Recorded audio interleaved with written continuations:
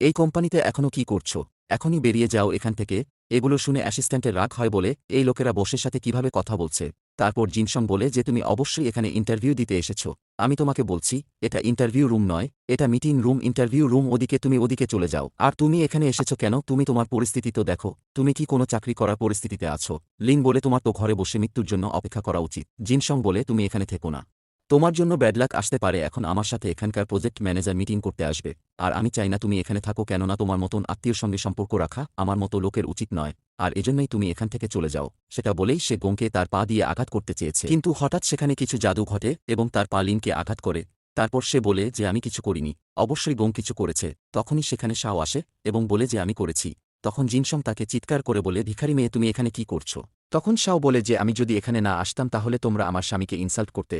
তখন লিং শাওকে লাথি মারার জন্য আসে। শাও তার জাদু দিয়ে সবকিছু স্টপ করে দেয় এবং লিং এর পাটি জিনসংয়ের দিকে ফিরিয়ে দেয়। তারপর আবার সময় শুরু হওয়ার সাথে সাথে এই পাটি জিনসংকে আঘাত করে এবং তখন তার অবস্থা খারাপ হয়ে যায়। শাও খুব খুশি হয়ে যায় এবং বলে আমাদের সাথে মারামারি করতে এসেছিল।